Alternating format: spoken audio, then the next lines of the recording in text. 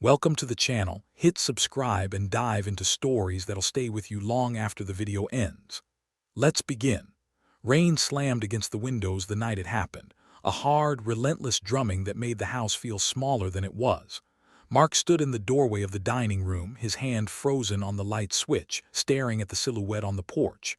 A woman, alone, soaked to the bone, holding nothing but a torn backpack pressed tight against her chest. She hadn't knocked. She just stood there shivering as if unsure whether she existed enough to ask for shelter. Mark opened the door only halfway. Warm light spilled out over her face, revealing eyes red from cold or crying, he couldn't tell which. "Are you all right?" he asked, voice low, cautious. The woman swallowed before answering. I didn't know where else to go." Her voice trembled, and something in it, something thin, fraying, pulled at Mark in a way he didn't expect. For a second, he hesitated. His wife, Lena, and their son were upstairs. Bringing a stranger inside at this hour felt reckless, maybe even dangerous. But the woman's knees buckled slightly, as if the last of her strength had finally slipped away, and Mark reached out on instinct. "Come in. Just for a minute. You look freezing." She nodded, stepping inside with the careful movements of someone who expected to be turned away at any moment. Water pooled beneath her as she crossed the threshold. Mark guided her to the dining room table. The chandelier above cast a soft amber glow over her features, young but worn at the edges, as though life had sanded her down too quickly. Lena's footsteps creaked from the top of the stairs. "Mark, who are you talking to?" He stiffened. "Someone who needs help," he called back. Lena descended slowly, tying her robe as she reached the bottom step. Her eyes widened when she saw the stranger. "Oh my goodness. What happened to you?" The woman opened her mouth, but no sound came out. Instead, she handed Lena the torn backpack. Her fingers trembled. "May I sit?" she whispered. "Of course," Lena said, pulling out a chair. The woman lowered herself gently, as though every movement required permission. For a moment, the storm outside faded beneath the heavier silence inside the room. "My name is Elena," she said finally. "I didn't come here by accident." Mark exchanged a quick glance with Lena. "What do you mean?" Elena looked down at her soaked shoes, gathering words like fragile pieces. "I've been searching for your family." A chill crawled up Mark's spine despite the warmth of the house. "Why?" Elena lifted her eyes that carried fear, apology, and something else he couldn't place.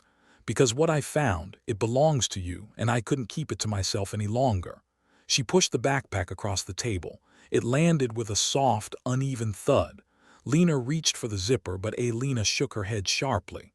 "Not yet." Her voice cut through the room like a blade, thin but certain. "I need to explain first," she said. "And I need you to listen, even if what I'm about to tell you sounds impossible." Mark felt the room tighten around them, the storm outside suddenly distant, as though the house itself leaned in to hear. Elena steadied herself, knowing the truth would change everything for them tonight. The storm rattled the windows again as Elena drew a shaky breath. Mark watched her hands, small, pale, gripping the edge of the table as though she feared the room might tilt and throw her off. "I didn't come here to frighten you," she said softly. "But I can't pretend I don't know your names or your faces." Lena's shoulders tightened. "How could you possibly?" Elena reached for the backpack, resting her palm on the frayed fabric like it was something alive. "I found this 3 weeks ago, in a ditch off the highway. I almost didn't stop, but something about it. It looked placed, not dropped." Mark folded his arms. "And what does that have to do with us?" Elena unzipped the backpack halfway. A photograph peeked out, edges warped by rain, corners mud-stained, but unmistakably clear. Mark felt the air punch out of his lungs. It was a picture of him and Lena and their son, Caleb, taken last summer at the lake. Caleb held a popsicle, smiling up at the camera with blue lips and sticky fingers. Mark remembered that day. He remembered the heat, the laughter, the way Caleb kept trying to race the ducks. Lena covered her mouth. "Where did you get that?" Elena's voice cracked. "That's what I've been trying to understand." She pulled the photograph free and placed it gently on the table. Rainwater had dried into faint halos across its surface. "I was traveling," she continued, "just passing through town. That day I saw a man on the side of the road. He was waving, asking for help. I slowed down just for a second." Her breath trembled, but something felt wrong.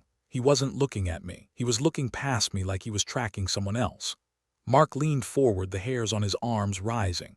"Did you talk to him?" "No," she said. "I drove off fast. When I checked the rearview mirror, he was gone, vanished, like he'd stepped back into the trees." She rubbed her forehead. "That night at the motel, I found this backpack outside my door, and that photo, it was inside." Lena whispered, "Why us? Why would someone leave that for you?" Lena hesitated, her eyes flicking from one of them to the other. "Because the man I saw, he looked like you, Mark." The house fell dead silent. Even the storm seemed to hold its breath. Mark shook his head. "That's impossible." "I thought so too." Lena swallowed, but the resemblance was uncanny. Same build, same jawline, same way of walking. "I remember thinking he has a twin he doesn't know about, but then I found this." She tapped the photograph with a trembling finger, and I realized it wasn't a coincidence. Lena reached for Mark's hand under the table, gripping tight. "Are you saying someone who looks like my husband was trying to get your attention?" Lena nodded. "Or trying to send a message?" Mark stared down at the photograph, his own smile frozen beside Caleb's. For the first time, the picture felt like an intrusion, like someone had been watching from just outside the frame. Lena's voice lowered to barely more than a whisper. "I think the man wanted me to bring this to you, and I think he knew you'd understand the rest once you looked inside the bag." Her words hovered in the room, heavy and unfinished, as the storm rolled deeper into the night. The house felt smaller with every passing second, as though the walls themselves leaned closer to catch what Lena hadn't yet said. The backpack sat between them like something radioactive, quiet, unassuming, but pulsing with meaning none of them fully understood. Mark finally broke the silence. "What else is in the bag?" Lena didn't touch it. Her hand stayed folded in her lap, fingers locked together like she was bracing for impact. "When I first opened it," she said slowly, "I found a map. Hand-drawn, old, the kind of paper that crumbles if you fold it wrong. There were markings all over it, circles, lines, and one word written across the top." She looked directly at Mark. "Your last name." Lena's breath caught. "Someone mapped our family." "Not just your family," Lena whispered. "Your home, your routines, even the road your son takes when he bikes to school." A cold heaviness settled in Mark's gut. His voice grew tight. "How long had someone been watching us?" "I don't know," Lena said, "but whoever did this, they were preparing for something." Mark pushed the backpack an inch toward her. "Show us." Lena flinched. "I burned the map." The room stuttered to a stop. Mark stared at her, stunned. "You what?" "I had to," she said, voice shaking. "You don't understand. That map, just holding it felt wrong. Like it wasn't drawn by someone who was planning, but by someone who was remembering." Lena frowned. "Remembering what?" Lena hesitated, her voice lowering. "Your lives, moments they shouldn't know, things they couldn't possibly have seen unless they were there." The air thickened again. Mark stepped away from the table, pacing slowly, trying to ground himself. "This is making no sense." "I know," Lena said. "I told myself the same thing, but then I found the second item." She opened the bag with a careful tug. Inside, wrapped in a torn cloth, was a small metal object, dull silver, worn smooth at the edges like it had been touched 1,000 times. Lena leaned closer. "What is that?" Lena set it on the table. A key, ordinary in shape but etched with tiny notches that caught the light in strange ways. "I recognized it immediately," she said, "because I've seen one just like it." Mark's pulse thudded in his ears. "Where?" Lena's lips trembled as she lifted her eyes to his. "On the man who looked like you." Silence pooled thickly around the table. "He wore it around his neck," she continued. "On a thin chain. When I found the backpack, this was inside, like he wanted you to have it." Mark picked it up slowly. It was cold, too cold, the kind of cold that didn't match the room. He turned it over, noticing a faint engraving on the underside. Numbers, a date, barely legible, but there. Lena leaned in. "Mark, that's..." He knew exactly what it was before she said it. "Caleb's birthday." The key slipped from his fingers and hit the table with a metallic snap that echoed through the room. Lena didn't move, didn't blink. "There's one more thing," she said quietly. "The part I've been terrified to tell you." Mark felt the storm outside press against the windows again, as if urging the moment forward. Lena lowered her gaze.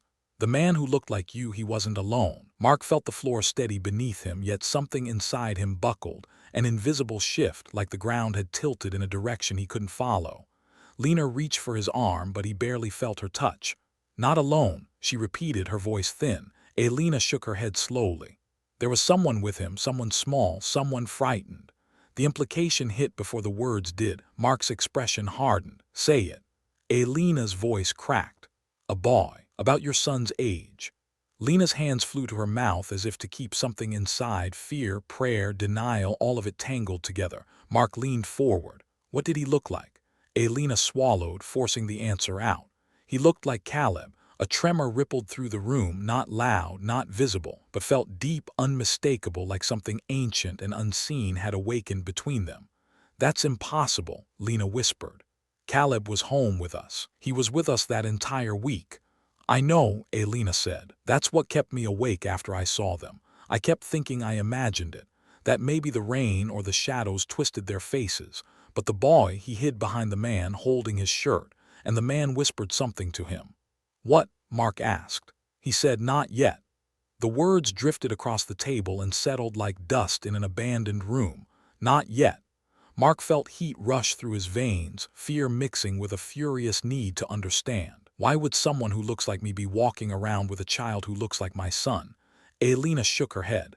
I don't know, but when the man looked at me, it wasn't like he was seeing a stranger. It was like he recognized me, as if he'd been waiting for me to be there at that exact moment. Lena's eyes filled. Why you? Because I wasn't supposed to stop, Alina whispered. But I did, and he knew I would.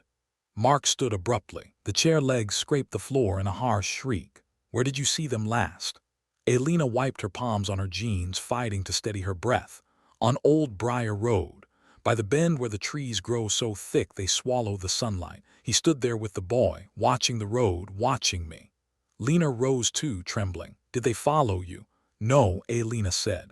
He only watched. And then, right as I passed, he lifted the key around his neck and pressed it to the boy's hand. The same key I found inside this bag. Mark stared at the silver object on the table as if it were breathing. What does the key open? He asked. I don't know, Alina said, but I know what the man wanted. And what's that? Her voice shrank to a whisper. For you to find him. The storm outside groaned against the siding, rattling the house like an omen. Lena moved close to Mark, wrapping an arm around his waist, grounding him. We can't go chasing someone we don't understand. Mark nodded absently, but he found us first. Alina hesitated, then reached back into the backpack. Her fingers withdrew a folded sheet of paper, stiff, yellowed, torn at the edges.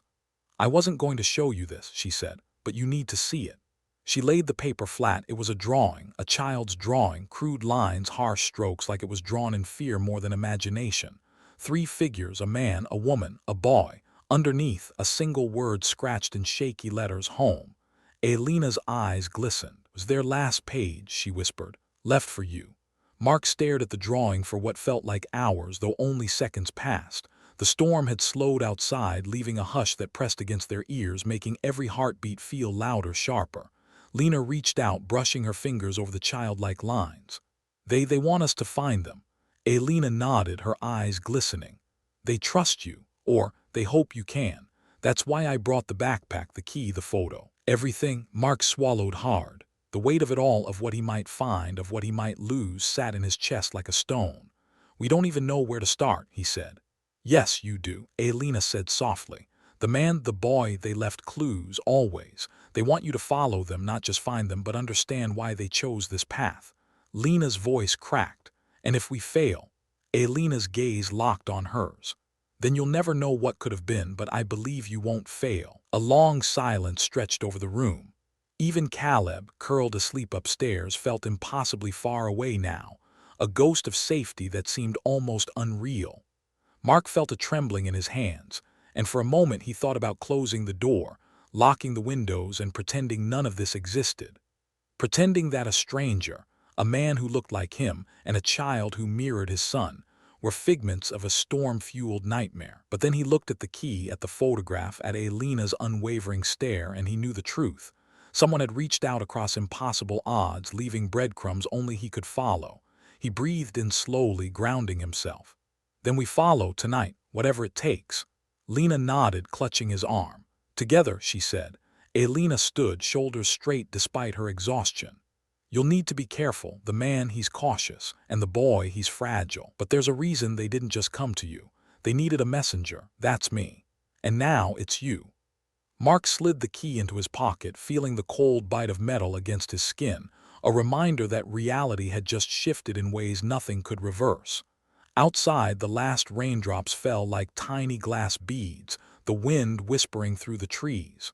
The house no longer felt safe, not entirely, but for the first time in years, Mark felt a pulse of exhilaration, the kind that only comes when life stretches open before you, daring you to step forward. He looked at Lena. Ready? She exhaled, a mix of fear and determination. As I'll ever be.